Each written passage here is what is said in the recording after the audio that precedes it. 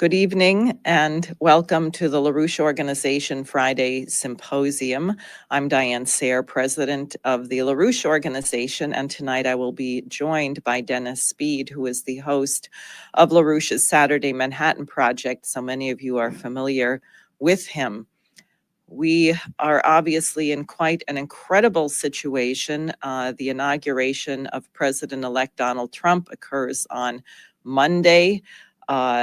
We hopefully will get to that point without anything major going awry. And we have the nearly secured ceasefire hostage release deal negotiated by President-elect Trump, really graciously and correctly allowing President Biden to be involved in the process in a gesture of goodwill. But I think it's obvious to everyone, and it was said by the Gray Zone founder, Max Blumenthal, in an intervention against Secretary of State Tony Blinken, that this exact deal could have been negotiated, was on the table, ready to go in May. But what was lacking was the pressure from the United States to make it stick. And as a result, tens of thousands of innocent people, innocent Palestinians, lost their lives. There was a conversation today with Helga Zepp-LaRouche of the International Peace Coalition. And of course, I think the obvious question is not merely securing a ceasefire, but the question that was raised at the end of World War II. How do we get to never again? And the crucial aspect of that is Lyndon LaRouche's 1975 proposal, the Oasis Plan. No one should live in a refugee camp. There must be a Palestinian state alongside an Israeli state. But the key question is economic development, ending poverty, greening the desert, a shared mission which creates the conditions for peaceful coexistence. And we had a guest on one of the Schiller Institute conferences from China who said that he thought China would be perfectly happy to assist in the building of this spectacular project. The obvious thing would be for the United States to be involved as well. And along those lines, again, something very, very hopeful, which is that President-elect Trump had a phone call with Xi Jinping of China. And I just want to read Trump's post on this because I think it is actually quite optimistic and exciting. Let me see if I can find it. Not this. Here it is, I believe. Here we go. Yes. So Trump writes, I just spoke to Chairman Xi Jinping of China. The call was a very good one for both China and the USA. It is my expectation that we will solve many problems together and starting immediately. We discussed balancing trade, fentanyl, TikTok, and many other subjects. President Xi and I will do everything possible to make this world more peaceful and safe. And we know that President-elect Trump also had said a few weeks ago that if the USA and China work together, the two leading economies on the planet, that virtually any problem on the planet could be solved. I would add that we should bring Russia into that combination as well, and I think we'll be seeing that soon. So the LaRouche Organization has begun a mobilization to ensure that the nominations of Tulsi Gabbard for Director of National Intelligence and Kash Patel as Director of the FBI go ahead. And Dennis Speed was one of the people putting that project together. We have a dossier. I'm bringing Dennis on now. And we are getting to members of the U.S. Senate, especially since the former head of the FBI and CIA, William Webster, at the age of 100, crawled out of his hole to say that these nominations should not go through. And we know him well because he was a long time, very dedicated adversary of Lyndon LaRouche. And while I was on a radio program today, and the host told me that she was absolutely certain all of Trump's nominations were going to go through, he's got a Republican majority. I would say with the case of the intelligence agencies, we should absolutely take nothing for granted, and people have to mobilize. But Dennis, go ahead. You may start wherever you want by responding to that or anything else. Well, I do have a response to that. I just want to make sure of one thing, probably best to do it now, that people wouldn't know, which is that there's been a statement that was been issued by Reverend Munther Isaac. Now, Reverend Isaac pastors the Evangelical Lutheran Christmas Church, I think it is, in Bethlehem. And he's given a couple of pretty effective Christmas sermons the last 2 years called Christ in the Rubble and Christ is Still in the Rubble. And he had a statement that came out concerning this ceasefire. He calls it, Reverend Munther Isaac celebrates ceasefire cautiously. And don't worry if you can't read the text there, I've got it and I'll read it off as a full statement. We have been praying and pleading for a ceasefire for months. Now that it seems a ceasefire is about to take place, I am overwhelmed with mixed and contradictory emotions. To begin with, I am still cautious. I will believe it when I see it. But hoping that the ceasefire materializes, we can't but feel relieved and grateful. Gaza has endured immense suffering with far too many lives lost. At this moment, we just want the killing to stop. I am also grateful for all who will be set free, Palestinians and Israelis alike. I hope and pray that we reach a point in which all captives are set free. While a ceasefire is certainly something to celebrate, it cannot be our goal. This is not a moment to rest. Too many questions are still unanswered. Too many wounds are not healed. Will the rebuilding begin, and especially that of hospitals? Will sufficient food and medical aid enter Gaza? Will doctors and nurses be allowed to enter Gaza and nurse the thousands who need immediate support? Will those who suffered and lost their loved ones find comfort? What about the thousands with amputated body parts? What about the 2 million refugees? Is the ceasefire temporary, or will the fighting and shelling resume? We are left with so many uncertainties and questions about the immediate future, both in Gaza and the West Bank. Moreover, will those who committed war crimes ever be held accountable? At the same time, we can't help but feel angry and frustrated that it took this long. Gazans have suffered a lot. They deserve to simply live in their homeland. Palestinians deserve to live in dignity and peace in their homeland. A ceasefire will not end apartheid. Annexation in the West Bank is already taking place. Our land, ruled by racists, is fragmented and torn apart by checkpoint, settlement, and segregation policies. A ceasefire is certainly something to celebrate and thank God for. Every life saved and every soul set free is something to celebrate. Every life matters. So we feel grateful today, remembering that a ceasefire is not the goal. Will there ever be an end to this 76-year-old nightmare? Let it be our commitment.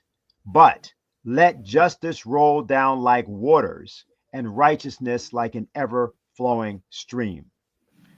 So that is his statement. We read it, first of all, because it's his statement. We don't read it because all things in it are necessarily endorsed by myself or Diane, nor by you, but because it's an important indicator of something that's happened, and it's happened before the inauguration, as Donald Trump had stated he wanted it to occur. Again, I think we've been very clear. We ran independent candidates for office, or excuse me, we supported people who ran as independent candidates for office, as we will. And I think the LaRouche Organization has always made that clear from the time, of course, when Lyndon LaRouche himself was able to run for president, starting in 1976, by the way, and then came under the surveillance and scrutiny specifically of the William Webster that you mentioned. It was back in 1982 that William Webster responded to a request by then very active Henry Kissinger, who also just recently died. I guess he was 100 years old as well, to investigate Lyndon LaRouche and our organization. And so for a lot of people who are looking now at what they're experiencing through the hearings, we want to be very clear that the reason that we honed in on these two nominations, Tulsi Gabbard and Kash Patel, is because we're trying to, let's say, cut right to the chase. We know that a lot of the people in the Congress, for that matter, a lot of people in much of American political life, are blackmailed, and they are afraid of the blackmailers. And the blackmail has often come through the FBI. This is not a new phenomenon. So what we did was we wrote a pamphlet called the Liars Bureau. We'll bring up just a picture of what that is. It was subtitled by us at a certain point: Who wants to block the confirmations of Tulsi Gabbard and Kash Patel? What are they trying to hide? Now, this was not new material. This was basically just us trying to make this available in a succinct way, not merely only to the investigators, but to you, for the public, to understand why they ought to support this. And we'll just show you what the contents of this. Well, there's a letter transmission. I should first of all say from the president of TLO, which is Diane. That begins the document, and she'll say a few things about what she had to say there. I just want to indicate to you that we divided this into 5 sections. The first one is manipulation of the news media and Russiagate. The second is the neocon alliance with terrorists. The third is election meddling and the Hunter Biden laptop. The fourth is corruption in the Department of Justice. The fifth, the war on whistleblowers. And finally, we have a conclusion: is there a deep state? Now, if you follow Lyndon LaRouche at all, you probably know that we don't have a problem with the idea of the deep state. We wrote a 500-page book about the deep state called Railroad, which covered the case of Lyndon LaRouche and how he was prosecuted and persecuted.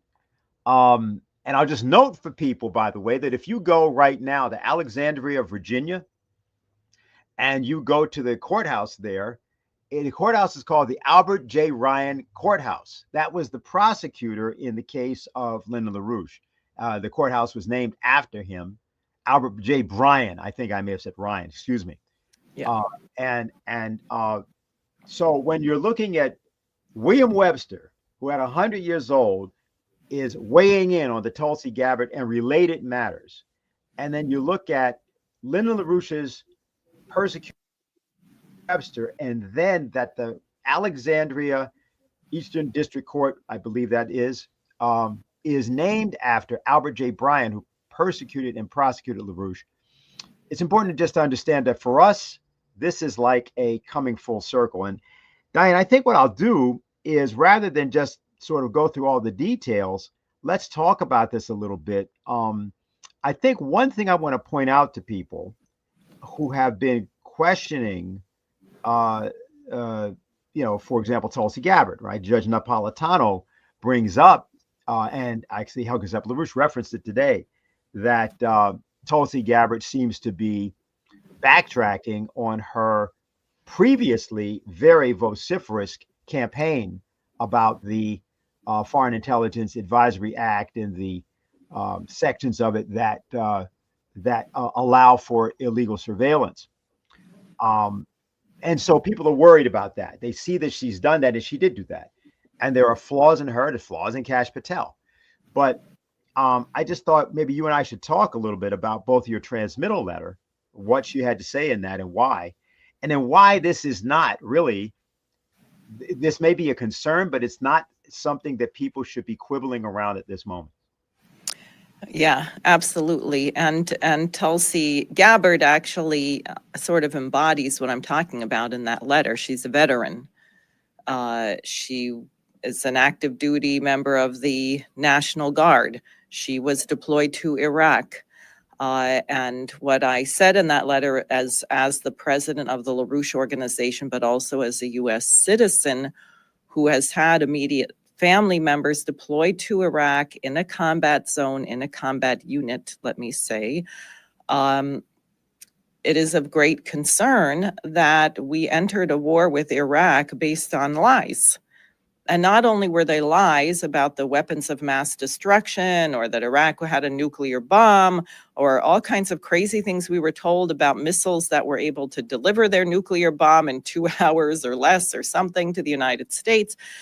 But you have people like Nancy Pelosi actually admitting that the House Intelligence Committee, the Gang of Four, knew that these were lies, but they allowed the country nonetheless to go to war. They did not speak out. I think this was the time at which some of our friends, Ray McGovern and others, created the Veteran Intelligence Professionals for Sanity. I believe their first letter, wasn't it, was written about this very matter. Yeah. They knew that there were no weapons of mass destruction. They formed a coalition of former intelligence and military veterans to warn the president, to say this is a lie. What was the result of the lie? 5,000 American troops dead, 32,000 American troops injured, many missing limbs, and hundreds of thousands, if not over 1 million Iraqis dead, millions of people displaced. This changed the face of that region until this day, destabilized it, created a breeding ground for terrorism, all because of that lie.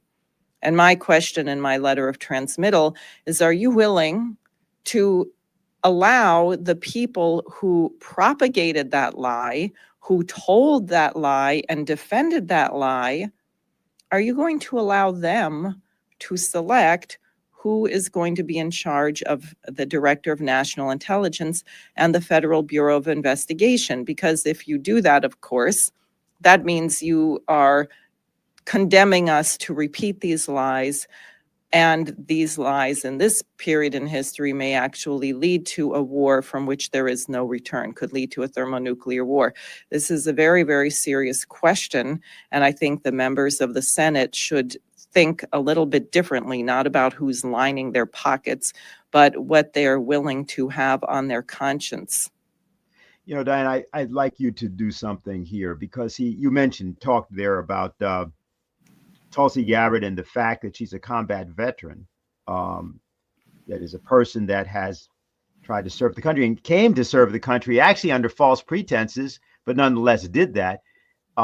You have family members did that, actually in 2 different wars. And Dennis Fritz, the command sergeant, Air Force command sergeant, who's been very involved with us recently, at least with his writing of his book and some of the things he's had to say about this. You could say something about the other unspoken toll that this is also taken in the United States in terms of veterans themselves and the way the country's been affected. Well, we have now on average 22 veteran suicides per day. We've heard repeatedly that people returning from the war with PTSD cannot get adequate treatment. And I would say, aside from the horror, I believe it's now 4 times more soldiers or more than that have died of suicide than even were killed in combat. So think about that. But you have people coming back who are now violent because of the PTSD that they suffered, because they were abused, very much the way the Israeli soldiers who have begun coming forward are talking about how they are being abused. They are being ordered to commit war crimes. And if they refuse, then war crimes are committed against them. So you're creating a problem of tens of thousands of young people who are going to have very serious mental health issues, and you have no plan to address it. Neither, I will say, by giving them a positive mission in terms of the reconstruction and development, because I think that would actually do wonders in terms of helping people to make sense of their lives and what they sacrificed for. Yeah. One thing I want to do because of the pamphlet, but also because of the issues, because we want people to be involved. The citizens can be involved in these hearings in one sense. I mean, you have senators, and the senators are going to vote. And therefore, even if people may be living in states where they think the senators are already prepared to vote for these nominations, it's important to understand what the issues are. And I wanted to take up two, which is the Foreign Intelligence Surveillance Act, which is the thing that we were prosecuted also under. I should just say something about that in a minute. And then the Foreign Agents Registration, I think, Act, FARA. So first of all, so people are just clear, what we're talking about here is the Fourth Amendment to the Constitution, which reads, the right of the people to be secure in their persons, houses, papers, and effects against unreasonable searches and seizures shall not be violated, and no warrants shall issue but upon probable cause, supported by oath or affirmation, and particularly describing the place to be searched and the persons or things to be seized. Now, a bit of background on this. The reason that this idea of the FISA court, Foreign Intelligence Surveillance Act, this was supposed to be an improvement after Richard Nixon and what came out about the full use of the FBI and the CIA for domestic surveillance. Now, that wasn't due to Richard Nixon. That was due to J. Edgar Hoover. I mean, that had been going on with Americans, particularly, for example, Black Americans like Congressman Adam Clayton Powell, the Reverend Dr. Martin Luther King, Malcolm X. I mean, everybody, in the Black community, this was a well-known thing back in the 1950s, 60s. Of course, then there'd also been during the period of the McCarthy era, the FBI had been used in that way as well. So the idea was that you were going to create this act that was supposed to stop that or to improve that. It was called the Foreign Intelligence Surveillance Act. Now, what was it supposed to be saying? Saying, well, maybe there's a case where somebody is operating on behalf of a foreign government. And if that's happening, we have to have a way to surveil them, perhaps, or investigate them, because that may be a threat to the national security of the United States. Now, and therefore, although we don't want to have any domestic surveillance, there are cases where we would say that there can be domestic surveillance, and that is a case where somebody is in collusion with a foreign power to overthrow the government of the United States or to, in some fashion, undermine the United States. That's supposed to be what it is. And that's how, by the way, Lyndon LaRouche and his people, and that's what was done by William Webster and Henry Kissinger. They argued that LaRouche was some sort of agent of foreign power. They tried to say it was the Soviet Union, but that didn't exactly work. And they did many things to create a condition. This began through what was called the President's Foreign Intelligence Advisory Board. We're talking here about the years of the 80s.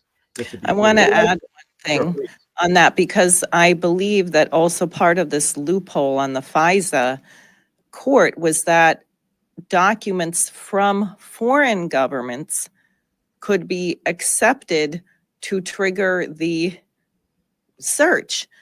And that, I think, is such an outrage. We are the United States. There might be a foreign government that has a particular interest in undermining us. So they make up some nonsense, send it over, and then that can be used to violate your rights.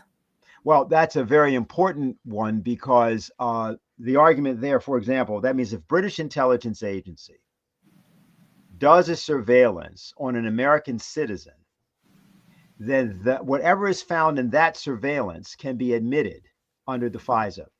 So in other words, all you have to do is make an arrangement with another foreign intelligence agency if you want to open up a prosecution of an American, even if you can't show that that American actually committed a crime. In other words, maybe you were, whatever you were doing, right? But that's a very important element of it, because it allowed for, people may have heard this term before, the Five Eyes, which refers to the intelligence agencies of Canada, Great Britain, New Zealand, Australia, and the United States. It's actually otherwise called, really, for the cognoscenti who know this, the English-speaking union. But that's a wink, wink as to what that is. And so that there's a lot of, that's why British intelligence, people have heard this many times about the integration of British intelligence with American intelligence.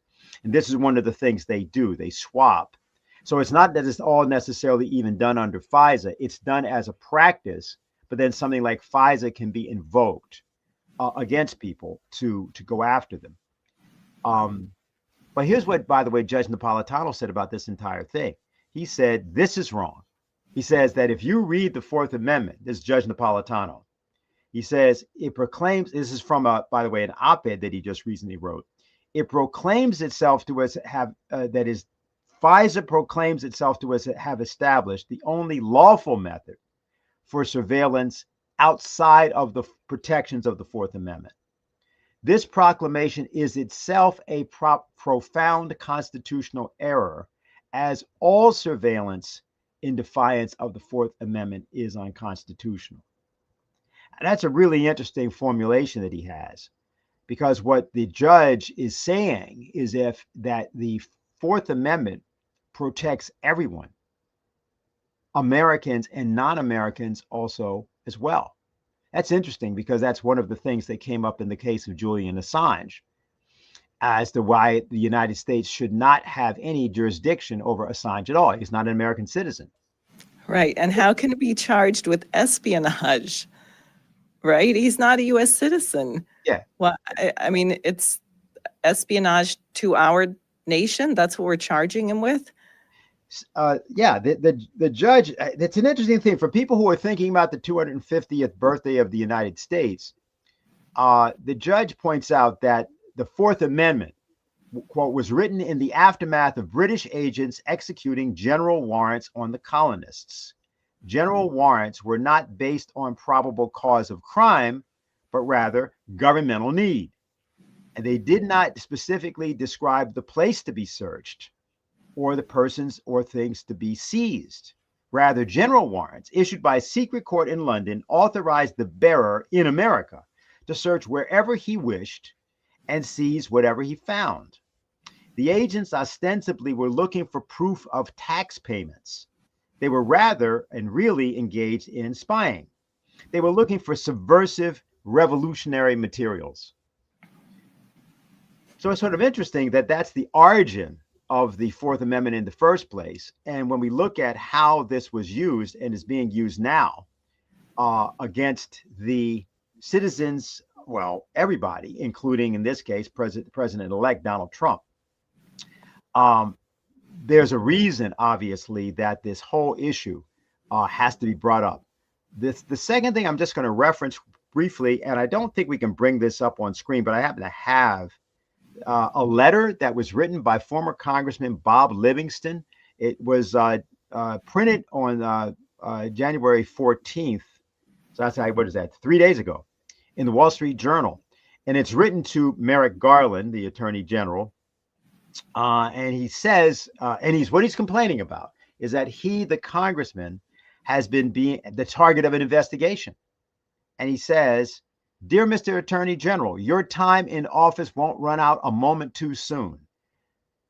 You will be remembered as a tool in the Democratic Party's strategy of misusing the Justice Department to visit injustice on innocent people with differing political views." He goes on. He says he's 81 years old. He says he was elected to Congress and he served for 22 years. He says, shortly thereafter, I created and ran the Livingston Group. That's obviously named after himself, Bob Livingston. For 25 years, we represented defense, education, energy, health, and corporate clients of all kinds. He says in the year 2022, 2 Federal Bureau of Investigation agents came to my home in New Orleans and questioned me about incidents involving our representation of an international client in 2018. Having nothing to hide, I spoke with them for 2.5 hours. I told them everything I could remember. I told them the truth. They quibbled with me about facts and reminded me of incidents that for whatever reason I could not recall. I have been interviewed by FBI agents in the past about varying matters under investigation, never about me, and I thought this was no different. I was given to believe that they were looking only for background information. At the end of the interview, The agents presented me with a search warrant for all my company's records related to their questions. As the lead agent left, she thanked me for my service to the country. But as I read the search warrant, I realized that this meeting was neither benign nor simply for background. The next day, with my wife listening, I called the agent and asked directly, "Am I a target?" To my great shock, the agent said yes. And then he has this paragraph, which I think you want to hear, so it just sets the context to understand why the concern is for the position of Director of National Intelligence and making sure that someone gets in there that isn't part of this secret government network. He says, Congressman Livingston says, "In all my years as a lobbyist, I have bent over backwards to comply with the Foreign Agents Registration Act, FARA. My company has always filed reports pursuant to the law when we thought they were due. I've repeatedly told my clients we must comply with FARA to avoid any possibility of transgressing the law. The company has employed a full-time officer to ensure compliance. Yet Justice Department prosecutors said on several occasions that I was the target of felony charges. Every day and night for 20 months, I lived with the possibility that the hammer would drop at any moment." Goes on, talks about other things, talks about being interviewed in January 2024. A member of the staff was interviewed. In December 2023, an FBI agent harassed our FARA compliance officer, who himself had been a congressional staffer, so on, says other things. And then it says that it talks about this staffer, David Loney. It says, "Loney was an honorable and decent man, the epitome of integrity and honor. The agent nevertheless told him that if he knew what was good for him, he would talk. Dave was scared to death. He went to bed on December 31st, 2023, and didn't wake up the next day. His family is devastated. My company and I were innocent of all charges. And while I am pleased that this Kafkaesque harassment is over, I am not content to simply shrug my shoulders and move on."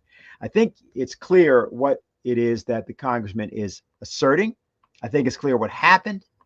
And I just want to say, Diane, that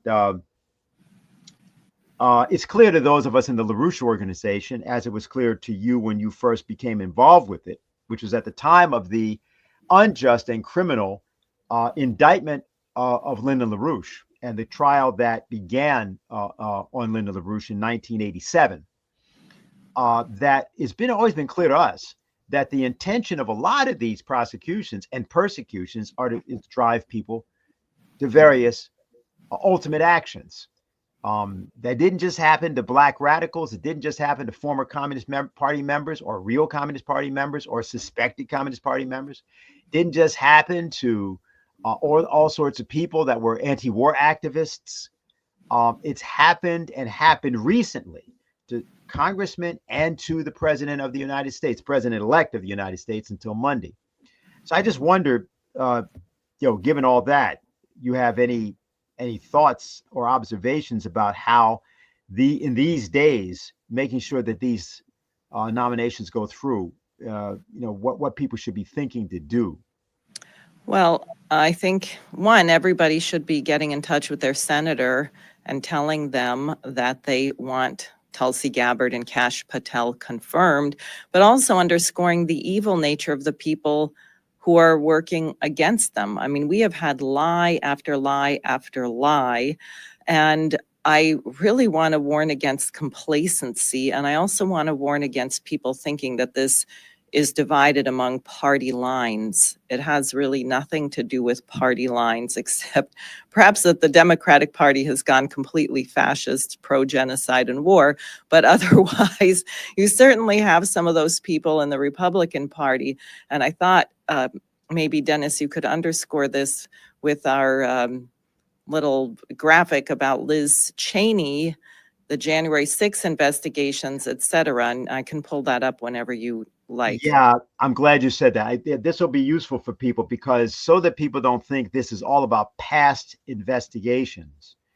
There's an ongoing investigation of January 6th. Now, so much has been said about this that is so wrong. And those of us, Diane, remember this very well, in January of 2021, we did or tried to present, this was done in conjunction with other organizations, a case around this whole thing that happened around January 6th. And we had various people who wanted to talk about some of the issues that were involved.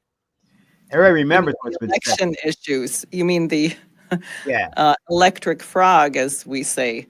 I think Yeah. you're allowed to talk about it now, but Yeah, right. You had to change your language. It was like Right. 1984. Everybody was Right. scared to talk and say Right. that the election was in fact stolen. It was being stolen from before Trump got elected, actually. yeah, exactly.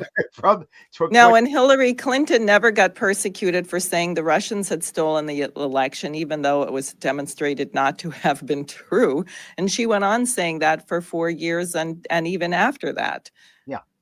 But when Trump said that there was evidence of election fraud, it was considered a crime in the state of Georgia because the so-called experts said there was no election fraud. And how dare you say something counter to what the experts said? And somehow that's now become criminal. So so much for the First Amendment. I'm sorry, go ahead. No, that's fine. That's fine. It's the right thing. So just so people know, we're going to bring up Liz Cheney on the screen. Get ready. And you want the picture or the release? Let's do. I'm thinking about it. I don't know. Let's do the picture. This is a little bit of young children may wish to leave the room. I'll have to scroll down. Yeah, you have to get the scroll. You have to get the picture. There she is. Yeah, that's good enough. With her heartless father. Yeah, right. Which is really the point here. Because you all know that Liz Cheney has tried to make herself out to be this great bastion of morality, so great that she has left the Republican Party, in effect, right, and did to campaign for Kamala Harris, which she did. But that didn't represent anything because Liz Cheney, just like her father, doesn't believe in parties. They believe in power. And what had happened was that there was a danger because of the fact that simply Trump was not the same establishment that these guys were, that he might, and they didn't want Trump stopping the war machine. So here's what there was. It was an October 15th, 2024 press release. We'll go to that now. And this is issued by the U.S. Congress Committee on House Administration. And you get that? Yeah, and we'll see that here. Yeah. New texts reveal Liz Cheney communicated with Cassidy Hutchinson. She was a witness for the January 6th. Cassidy Hutchinson about her select committee testimony without Hutchinson's attorney's knowledge, despite Cheney knowing it was unethical. Now, we're not going to try to unpack this entire thing for you here, but you see the date there of October 15th. And we just want you to understand what this meant. This Cassidy Hutchinson had been a former White House aide who had served as an assistant to Chief of Staff Mark Meadows during the Trump administration. Okay, so now she testified actually in front of this committee 5 times. If you go try to look this up on the internet, you will be very hard pressed to figure out that she testified in February and March 1st. Those 2 occasions, right? And then there's a third testimony. Now, that's the one that everybody likes to talk about in the media, and then from there forward. The reason I'm telling you this is because Liz Cheney was serving in the investigations of January 6th and knew that this lady had an attorney and was represented. But what she did was she used somebody by the name of Farrah Griffin. Now, Farrah Griffin is an intermediary. I'm kind of trying to avoid a lot of details here because I just want to try to get to the point, to go talk to Hutchinson and basically convey nicely, shall we say, oh, there we go. You got them right there, the emails in a series of emails. So I reached out to Liz. She agreed to keep our confidential comments totally confidential. Can't quite read it. She said she advises you. She admires you, excuse me, and could tell that you wanted to do the right thing. So now this is Farrah Griffin talking to Cassidy Hutchinson. So let me just say that what happened in this email is that um, she says, well, but Liz, she can't really ethically talk to you without him, meaning the attorney. But what she suggests is a follow-up with you, with your lawyer, that she and Dan George can lead. Probably can do without other members and Tim. Now, what is happening? What's going to happen here, without us going through all of this, is that back during the day of this actual testimony, in other words, which is 2022, what they want to do is to kind of create a situation where Cassidy Hutchinson is going to dump her lawyer, which she did. Now, it's not that all of this is precisely necessarily illegal, but what is done is to communicate without the knowledge of Cassidy Hutchinson's lawyer that Liz Cheney has a kind of an interest in Cassidy Hutchinson, who, by the way, is now doing very well for herself financially. Getting her to change her testimony to incriminate Trump. We could, I suppose, just put it that way. All right. And so from that point, and you can find all kinds of sensationalist headlines. This is the thing where Trump supposedly lunged at the wheel of the driver to try to stop, and all those things that were said about. She's the source of several of what are called uncorroborated charges, right? To be specific, here's what the Congressional Committee said. In her May 17th, 2022 transcribed interview, Hutchinson testified to a series of uncorroborated and unverified stories that conveniently fit the Select Committee's narrative that President Trump is dangerous and solely responsible for the events of January 6th. Okay, so that's there from their press release. So importantly here, this quote, these new text messages began to come out in October of this year. So what we are going to wish to see from whether it's Kash Patel or in a different way, perhaps from Tulsi Gabbard, which is also possible, interfaces of the layers of operations that have been underway, not merely around the presidency, not merely around Trump, but around all of us and those of us who've been trying to do something, particularly, of course, in the period of the Russiagate on. But in our case, of course, going back to the case of Lyndon LaRouche, certainly matters like the Kennedy assassination, many other things that people have wanted to know about. Yes, that's another possibility. But even in terms of the Tulsi Gabbard nomination, let me just say one thing, and that's the final thing, Diane, I have, is if you find among those 17 intelligence agencies a pattern of collusion against the president of the United States, it is incumbent upon us to seek the prosecution of those individuals to the fullest extent of the law. And that's what Patel has said he would be committed to. And that's why Biden has done this unprecedented thing of preemptive pardons. Yeah. Have they actually happened yet? Did they happen? He did another 1,500 apparently yesterday. I don't know if they were all preemptive or. Yeah. I haven't seen them yet, so I don't know. Yeah, right. Yeah. And of course, now that one, of course, is going to be interesting because people are going to obviously presume you're guilty if you got a preemptive pardon. Well, why don't you think about which department store you want to rob and get a preemptive pardon, so then you can go rob the store or whatever it is that you. Yeah. So it's going to be an interesting. Just to say finally, look, the most important thing about both Gabbard and Patel is who they are not. They're not part of what people have called for a long time the deep state apparatus. We called it the Get LaRouche Task Force because we knew what it was. We saw what it was. Webster was in it. Judge William Webster was in it. And a lot of other people were in it. Andrew McCabe was in it. And several of the people, Christopher Wray was in it. And the various people who, we got to know and not love in Leesburg, Virginia, because of their involvement in these things. And so I think it's certainly a hopeful sign.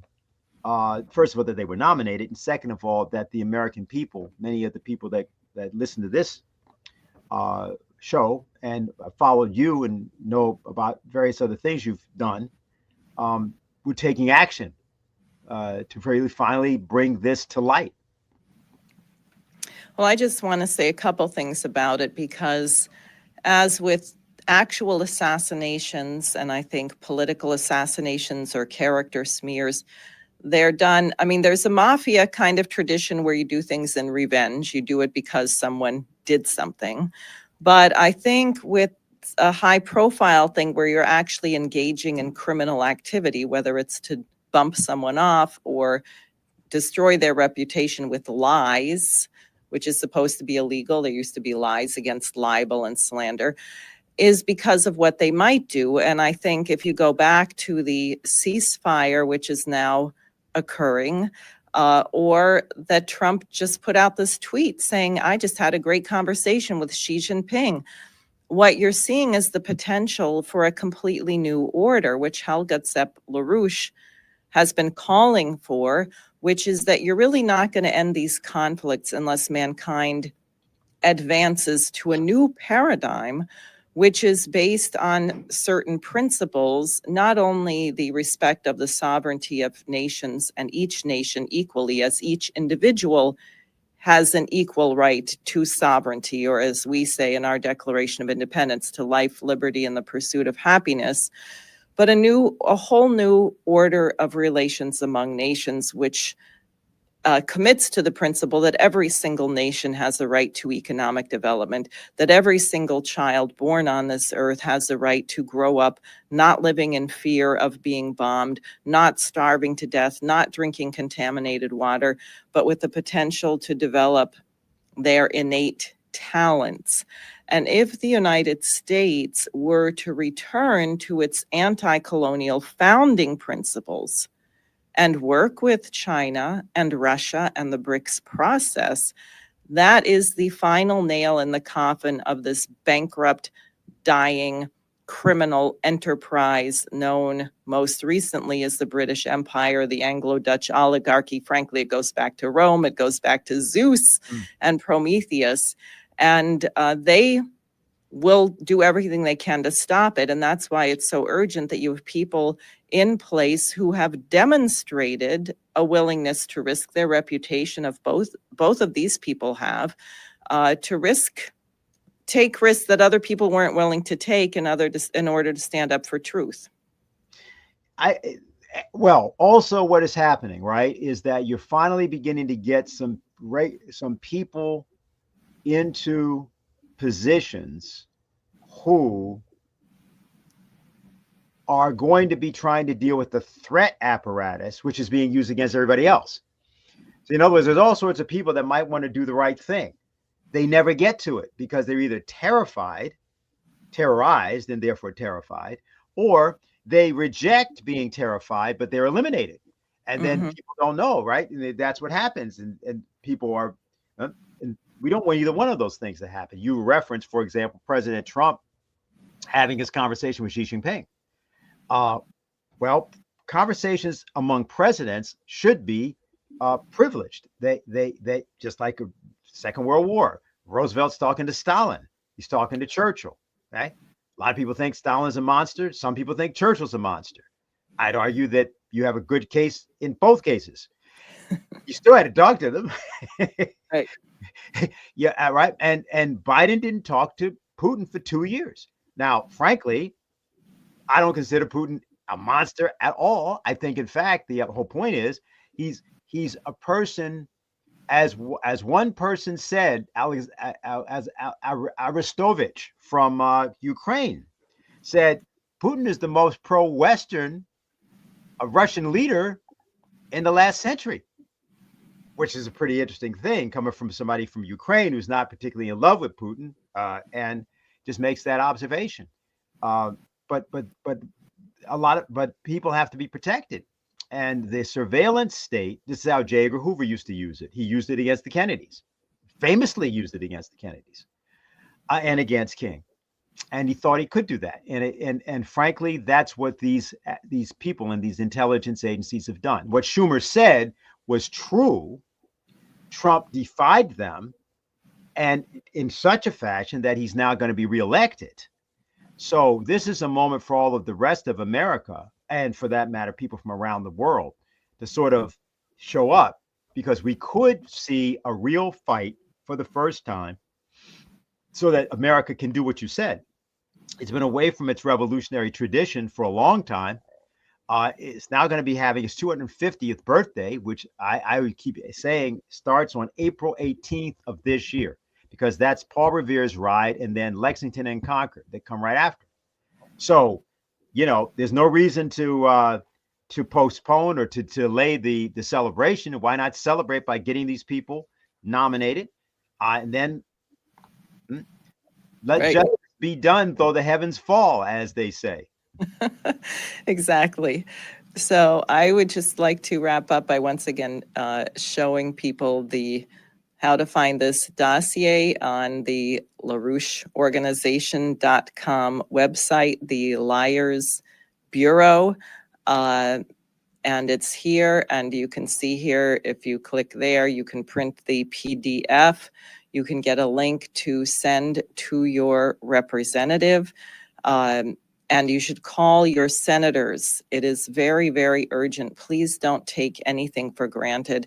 And just let me say, to be very clear to the cynics among you, or people who wish to say, oh, those LaRouche people, Trump is terrible and Tulsi kissed the AIPAC ring and it's all, no, the point is you. We are not telling you to sit on your rear end and just let anything happen. We are telling you the level on which the fight has to occur. If you've seen the list of people that Kash Patel wants to investigate, you will understand that once those investigations begin, they're going to find out a lot of things which are going to indicate much more that Lyndon LaRouche was right than they might expect. And I think we have to go there. This is not a time to be passive and on the sidelines. Not only is it not clear that we're going to avoid thermonuclear war, although I think President-elect Trump definitely doesn't think we can survive a nuclear war, unlike certain other characters in the Pentagon and elsewhere. But can we move mankind to something better? And can people be moved to fight for the good with at least 10% of the passion that these evil lunatics like William Webster, who's still sitting around at the age of 100, are fighting for evil? I think that's the question. And I would urge people to sign up for a membership in the LaRouche Organization. Sign up for, if you do a monthly donation of $10 per month or more, you will get the daily alert, LaRouche's Executive Intelligence Review, and you can have access to this intelligence every day. So that's what I have. Anything else you'd like to add, Dennis? Just that people should get the Liars Bureau, get it out to everybody you know, get a big discussion going about this process, get involved. And that way you don't have to ask the question, how can I trust that these people are going to do the right thing? Because you'll be doing the right thing. Exactly. So thank you very much. Thank you for joining. And next week, when we meet again, the United States will have a new president. And hopefully we will have a brighter future than we've had for some time.